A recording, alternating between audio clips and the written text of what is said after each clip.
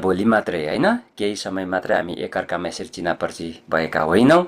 अनि हामी लामो समयदेखि अनि विगत धेरै वर्ष है 6-7 वर्ष 8 वर्ष अगाडिदेखि हामी एउटै ठाउँमा सङ्गति गर्दै एउटै ओछ्यानमा सुतेर है एउटै ट्रेनबाट यात्रा गरेर अनि सङ्गति गर्दै गर्दै अनि यसरी हामी तीनवटा मण्डलीमा हामी विभाजित भएर अहिले पनि निरन्तर प्रभुको सङ्गति चाहिँ हामी गरिराखेका छौँ।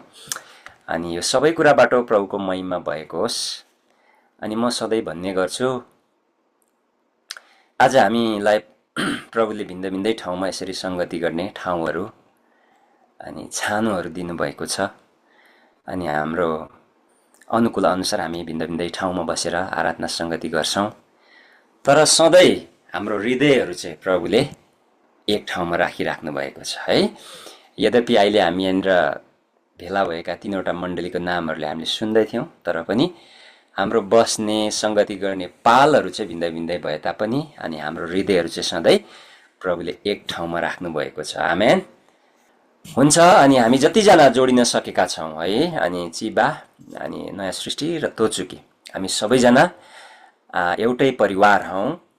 अनि हामी भिन्दै भिन्दै ठाउँमा हामी सङ्गति गरिराखेका थियौँ। आज चाहिँ हामी एउटै स्क्रिनमा रहेर हामी सङ्गति गर्न पाएका छौँ। प्रभुको महिमा भएको होस्। अनि हाम्रो स्केड्युलमा चाहिँ त्यहाँनिर एउटा थिम वर्स पनि राखिएको छ।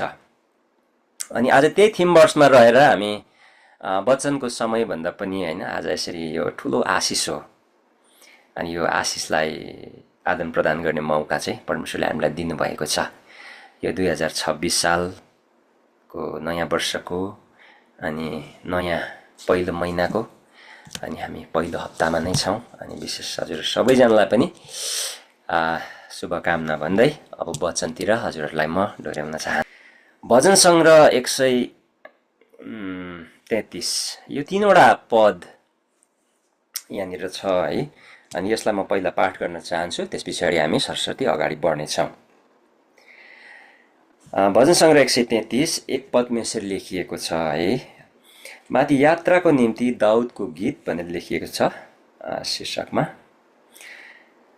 अनि एक पद, दाजुभाइहरू एकतामा बस्नु कति भलो र मनोहर कुरा हुन्छ। यो त शिरमा लगाइएको मूल्यवान तेल जस्तो हुन्छ, जो हारुनको दारीसम्म बगी आउँछ, जो तिनका पोसाकको कोठालोसम्मै बगेर जान्छ। 3 पद, त्यो हर्मोन डाँडाको शीत सियोन पर्वतमा परे जस्तै हुन्छ, किनकि त्यही परमप्रभुले सदाकाल जीवनको आशिष खन्याउनुहुन्छ। आमेन। परमेश्वरले हामीलाई वचन पढाइमा आशिष दिनुभएको होस्। धन्यवाद। दिलमान भाइलाई पनि वचनको लागि प्रार्थना गरिदिइसक्नु भएको छ। र आज हामी परमेश्वरको वचन चाहिँ एकता है अथवा युनिटी भन्ने विषयमा हेर्न गइराखेका छौँ। र अब यो भजन सङ्ग्रह 133लाई हामीले हेर्दै गर्दाखेरि यसको अलिकति पृष्ठभूमि व्याकरण होइन, दाउदले लेख्नुभएको दाउदको गीत भनेर अघि हामीले शीर्षकमै लेखिएको छ है, दाउदले लेख्नुभएको भजन। अनि भनेदेखि अनि दाउदले चाहिँ विभिन्न कालखण्डमा अनि विभिन्न व्यक्तिहरूसँग विभिन्न प्रकारको अनुभवबाट चाहिँ दाउद गएका हामी देख्छौँ। अनि राजा साउल सँग अनि दाउदले आफ्नै परिवारसँग पनि एउटा तितो अनुभवबाट गएको कुराहरू पनि हामीले त्यहाँनिर देख्न सक्छौँ दाउदको जीवनमा। अनि साथसाथै पछि दाउदले आफ्नो कार्यकालमा अनि इजरायलको है 12 कुललाई एकीकरण गरेको कुराहरू अनि यो विभिन्न अवस्था विभिन्न कालखण्डमा विभिन्न अवस्था परिस्थितिहरूबाट भएर गएको दाउदको अनुभवहरूबाट चाहिँ दाउदले यो भजन सङ्ग्रह 133लाई यहाँनिर यसरी लेख्नुहुन्छ होइन। अनि यहाँनिर अहिले हामीले पढ्यौँ विशेष गरिकन एकताको बारेमा, युनिटीको बारेमा। अनि एकता भन्ने कुरा चाहिँ के हो होइन, अनि एकतालाई चाहिँ कस्तो कस्तो कुराहरूसित तुलना गरिएको छ भनेर चाहिँ हामीले अहिले यहाँनिर पढ्यौँ। अनि विशेष गरिकन यहाँ आज म तपाईँहरूको बिचमा केही 2-3वटा कुराहरू बुदागत रूपमा सेयर गर्न गइराखेको छु। अब युनिटी भन्ने शब्द है, यो आफैमा एउटा न्युट्रल शब्द हामी पाउँछौँ होइन। एउटा बिचमा यसलाई हामीले राखेर हेर्ने हो भनेदेखि अब यसलाई जुनै ठाउँमा जस्तो प्रकारले प्रयोग गरे पनि हुन्छ होइन। अनि हामीले बाइबलमा हेर्ने हो भनेदेखि अब युनिटीलाई प्रभु येशू ख्रिस्टको समयमा, उहाँको क्रुसिफिकेसनको समयमा हेर्ने हो भनेदेखि त मानिसहरूले होइन प्रभु येशू ख्रिस्टलाई क्रुसमा चढाउनको लागि पनि मानिसहरू एक भएको छ होइन। अनि विभिन्न प्रकारले मानिसहरूले चाहिँ यसलाई प्रयोग गरिरहेका हामी देख्छौँ। अनि तर वर्तमान समयमा अब अहिले हामीले हेर्ने हो भनेदेखि दिन प्रतिदिनको जीवनमा चाहिँ यो शब्द चाहिँ एउटा विरलै मात्रामा होइन कायम रहेको हामी पाउन सक्छौँ। अधिकांश समय चाहिँ विभाजन, अनि अधिकांश समय चाहिँ एउटा आरोप प्रत्यारोप, दोष होइन, अनि एकअर्काप्रतिको विभिन्न प्रकारको सम्बन्ध, यस्तो प्रकारले चाहिँ अगाडि बढिरहेको संसारमा, दुनियाँमा हामी छौँ। अनि दिन प्रतिदिन हामीले विरलै सुन्न पाउँछौँ होइन एकता र युनिटीको कुराहरू चाहिँ।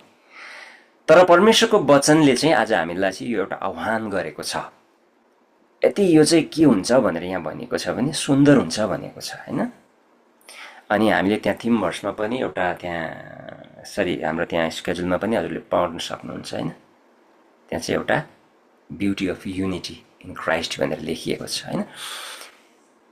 एकताको सुन्दरताको बारेमा त्यहाँनिर लेखिएको छ।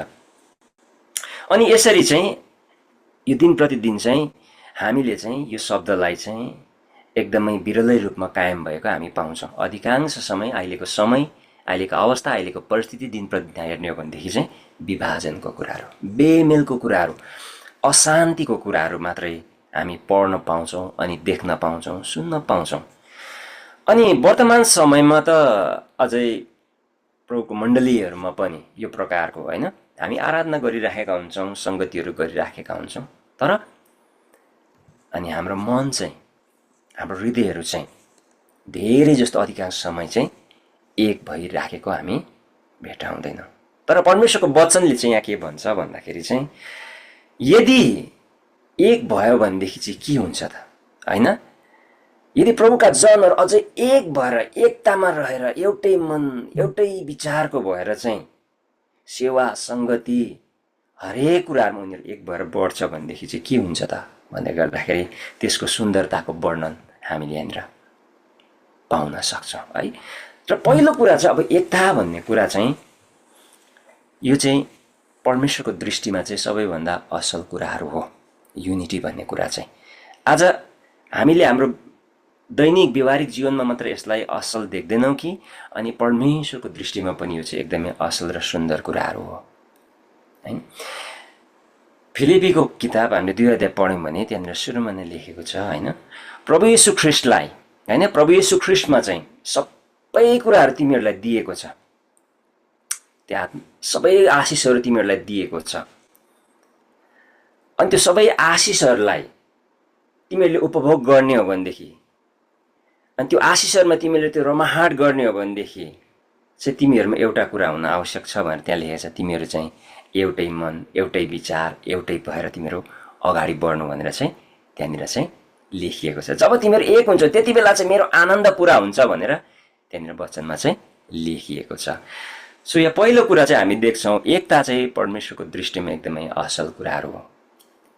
कसरी असल कुराहरू हो भने परमेश्वरले युनिटीलाई चाहिँ किन मन पराउनुहुन्छ होइन। हामी 3वटा मण्डली 3वटा ठाउँमा हाम्रो सङ्गतिहरू एकदम असल प्रकारले बढिराखेको छ, यसमा कुनै शङ्का छैन होइन। चिबामा पनि त्यत्तिकै असल प्रकारले, नयाँ सृष्टिमा पनि त्यस्तै असल प्रकारले, र तोचुकी गुन्मा फेलोसिप पनि एकदमै असल प्रकारले आफ्नो आफ्नो ठाउँमा सङ्गति अगाडि बढिराखेको छ असल प्रकारले होइन। तर पनि हामी भिन्न भिन्दै ठाउँमा सङ्गति गरे तापनि अझ हामी 3वटा मण्डली एक भएर हामी फिजिकली होस् कहिलेकाहीँ जुम अनलाइनबाट होस् यसरी एक भएर सङ्गति गर्न पायौँ भनेदेखि अझै हामी यो जापान देशमा एउटा उदाहरणीय भएर होइन अगाडि बढ्न सक्छौँ भन्ने हामी सबैजनाको उद्देश्य छ। अनि परमेश्वर पनि यो उद्देश्यलाई चाहिँ मन पराउनुहुन्छ। अनि हामीले यौनाको किताब 17 अध्यायमा हेर्ने हो भनेदेखि परमेश्वरले चाहिँ आज मण्डलीको निम्ति, विश्वासीको निम्ति चाहिँ प्रभु यीशु ख्रीष्टले प्रार्थना गर्नुभएको छ होइन। हे पिता, हामी जसरी एक छौँ, तपाईँ ममा हुनुहुन्छ अनि म तपाईँमा, अनि मण्डलीलाई पनि एकतामा रहनको निम्ति, उहाँमा रहनको निम्ति चाहिँ प्रार्थना गरेको कुराहरू हामी त्यहाँनिर देख्न सक्छौँ। सो युनिटीमा रहनु, एक भएर सङ्गति गर्नु, एक भएर अगाडि बढ्नु, सधैँ एकतामा रहनु चाहिँ परमेश्वरको इच्छाको कुराहरू हामी देख्न सक्छौँ। अनि यहाँनिर त्यसै कारण भनिन्छ दाजुभाइहरू एकतामा बस्नु चाहिँ कति भलो र मनोहर कुरा हो। अनि हामी नेपालीमा चाहिँ होइन सिधै दाजुभाइहरू एकतामा बस्नु कति असल र भलो र मनोहर कुरा हो भनेर लेखिएको छ होइन। अब अङ्ग्रेजी बाइबलमा चाहिँ त्यो भन्नुभन्दा अगाडि बिहोल्ड भन्ने शब्द चलाएको छ है, एनआइभी भर्सनमा होइन। Behold how good and pleasant it is when God people live together in unity भनेको छ है। अनि बिहोल्ड कुनै पनि कुरा भन्नुभन्दा अगाडि होइन, यो शब्द होइन बिहोल्ड भनेर अङ्ग्रेजी बाइबलमा चाहिँ भनिएको छ। अनि यो एकतामा रहने कुरा बताउनुभन्दा अगाडि चाहिँ एउटा सूचना जस्तो, एउटा सङ्केत जस्तो होइन दिएर चाहिँ यो कुरा बताइएको छ। त्यसै कारणले गर्दाखेरि आज हामी प्रभुका जन, प्रभुका छोराछोरीहरू अनि होइन टिममा पनि एकदमै असल हो। परमेश्वर यो कुरा चाहिँ चाहनुहुन्छ भनिकन बताइएको छ है। अनि दोस्रो कुरा चाहिँ एकता चाहिँ परमेश्वरको जनहरूको लागि यो आनन्दको कुरा हो, आशिषको कुरा हो। आज हामी एकतामा रहन्छ भनेदेखि चाहिँ यहाँनिर पढ्दाखेरि कति भलो भनेको छ है। अनि त्यसको एउटा कति भन्ने शब्दले चाहिँ के बताएको छ भन्दाखेरि एकदमै त्यसको कुनै एउटा सीमा छैन है। अति नै सुन्दर होइन, कुनै पनि सुन्दर कुराहरू जब हामी देख्छौँ होइन त्यसको बयान हामी के गर्छौँ, अति राम्रो भन्छौँ नि होइन। कुनै पनि राम्रो कुरा देखेपछि अनि कुनै पनि एकदमै मिठो कुरा खाँदै गरेर एकदमै मिठो भन्छौँ। अनि त्यस्तै प्रकारले अनि युनिटीलाई पनि यहाँनिर कसरी वर्णन गरिएको छ, कति भलो हुन्छ, कति असल हुन्छ, कति मनोहर हुन्छ भनेको छ है। त्यसको मिठास, त्यसको गहिराई, त्यसको अनुभव है, युनिटीको अनुभव यति आशिषमय हुन्छ भनेर यहाँनिर भजनकारले बताएको छ, लेखेको छ। Unity is pleasant for God's people होइन, कति असल र भलो हुन्छ, मनोहर हुन्छ भनेर बताइएको छ। अनि एकताले चाहिँ होइन जहिले पनि के गर्छ त, हृदयमा शान्ति ल्याउने काम गर्छ, आनन्द ल्याउने काम गर्छ होइन, सन्तोष दिने काम गर्छ। अनि जब हामी एकतामा रहेर सङ्गति गर्छौँ, एकतामा रहेर जब हामी एकले अर्कोलाई सहायता, एकले अर्कोलाई उत्साह दिने, एकले अर्कोलाई इन्करेज गर्ने कुराहरू गर्छौँ, अनि त्यहाँ चाहिँ साँच्चीकै आशिषको कुरा हुन्छ, त्यहाँ भलो हुन्छ, त्यहाँ मनोहर हुन्छ भनिकन वचनले चाहिँ बताएको छ। अनि तेस्रो कुरा चाहिँ एकता चाहिँ परमेश्वरको जनहरूको निम्ति आज हाम्रो चाहिँ एउटा जीवनशैली हुनुपर्दछ होइन। धेरैचोटि हामी भन्छौँ हामी चाहिँ ल है एक भएर अगाडि बढ्नुपर्छ, हामी चाहिँ एक भएर सङ्गति गर्नुपर्छ है ल भनेर भनिरहेको हुन्छौँ अधिकांश समय। तर धेरैचोटि हाम्रो एकताको कुराहरू चाहिँ शब्दमा मात्रै सीमित भइरहेको हुन्छ होइन। अनि हाम्रो ओठमा मुखमा चाहिँ युनिटीको कुरा छ, तर हामी व्यवहारमा त्यो कुराहरू देखिँदैन। तर आज त्यो कुराहरू नहोस् है। आज हामी तीनवटा मण्डलीहरू यसरी एकसाथ सहकार्य गर्न पाएका छौँ। अनि यसरी सहकार्य गर्न पाउनु, हामी एउटा परिवारभित्र बाँधिन पाउनु, यो चाहिँ हाम्रो लागि ठुलो आशिषको कुराहरू हो। हामी एकअर्काको हिस्सा बन्न पाउनु होइन। हामी तीनवटा मण्डली चाहिँ सहकार्य गरेर एक भएर सङ्गति गरिरहेका छौँ। कसैलाई पढ्दाखेरि हामी तीनवटा मण्डली भेला भएर सहकार्य गरेर सङ्गति गरिरहेका छौँ भनेर भन्दै गर्दाखेरि कति आशिषको कुरा हुन्छ है, कति असल कुरा हुन्छ। अनि एकता चाहिँ आज हामी तीनवटा मण्डली परिवारको निम्ति शब्दमा सीमित हुने कुराहरू नहोस्। साँच्चीकै आज हामी तीनवटा मण्डलीको लागि हाम्रो एउटा जीवनशैली बनेर जाओस्, हाम्रो कार्यमा देखोस् है। जीवनशैली भन्नुको मतलब हाम्रो सङ्गति सेवाकाहरूमा देखोस्, त्यो कुराहरू कार्यमा देखिएको होस्। अनि जब हामी त्यहाँ एकतामा रहेर एउटा युनिटीमा रहेर जब हामी एकसाथ मिलेर सङ्गति सहकार्य गर्छौँ त्यहाँ साँच्चीकै महिमा हुन्छ, परमेश्वरको उपस्थिति हुन्छ त्यहाँ, होइन? युनिटीले परमेश्वरको उपस्थिति ल्याउँछ। एक बार हामी सङ्गति गर्छौँ भनेदेखि त्यहाँ साँच्चीकै एउटा उदाहरणीय जीवन चाहिँ, उदाहरणीय सङ्गति चाहिँ आज हामीले सबै मानिसहरूको अगाडि परमेश्वरको दृष्टिकोणमा पनि परमेश्वरलाई महिमा दिने सङ्गति हामीले गरिरहेका हुन्छौँ। अनि भिन्न भिन्दै विचार, भिन्न भिन्दै दृष्टिकोणले, होइन? किन भन्दाखेरि आज हामी अगाडि बढ्न सक्दैनौँ। एफएसीको पुस्तक 4 अध्याय 1 देखि 6 पदसम्म हामीले त्यहाँनिर पढ्यौँ भनेदेखि स्पष्टसँग लेखिएको छ, होइन? अलिकति पढ्न चाहेँ तपाईँहरूको अगाडि, है? त्यस पछाडि केही कुरा भनेर म अन्त गर्न चाहन्छु। त्यहाँनिर एफएसीको पुस्तक 4 अध्यायमा, है, त्यहाँनिर यसरी लेखिएको छ, है? यसकारण म प्रभुको निम्ति एक कैदी तिमीहरूलाई आग्रहपूर्वक बिन्ती गर्दछु कि जुन बोलावटमा तिमीहरू बोलाइएका छौ त्यही योग्यको जीवन यापन गर। सारा दिनता, नम्रता, धैर्यसँग एउटाले अर्कोलाई प्रेममा सहेर शान्तिको बन्धनमा पवित्र आत्माको एकता कायम राख्न प्रयत्न गर। शरीर एउटै छ र पवित्र आत्मा एउटै हुनुहुन्छ। जसरी तिमीहरू बोलाइँदा एउटै आशामा बोलाएका थियौ र जुन आशा तिमीहरूको बोलावटसँग गाभिएको छ, हैन? आज हामीलाई एउटै आशा अगाडि बढिराखेका हुन्छौँ, हाम्रो सङ्गति एक भएर अगाडि बढिरहेको हुन्छ, तब हाम्रो जीवनबाट चाहिँ साँच्चीकै एउटा प्रभुको महिमा भइरहेको हुन्छ। हामी एउटा उदाहरणीय बनिरहेका हुन्छौँ। अनि यहाँनिर वचनमा त्यही कुराहरू लेखिएको छ, होइन? यो चाहिँ एउटा जीवनशैली हो।